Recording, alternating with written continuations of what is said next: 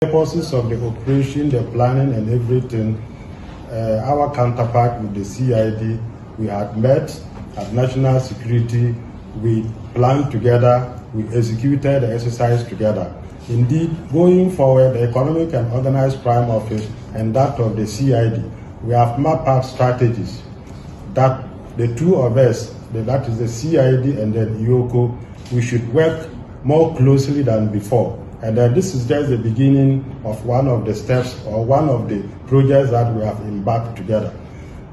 As we speak now, maybe Madam Lydia will talk about it. Similar operations are taking place somewhere, but we are trying to unite or join the operations together for one purpose so that we can join resources, do a thorough investigations, and then share resources to reconnect the victims with their relatives.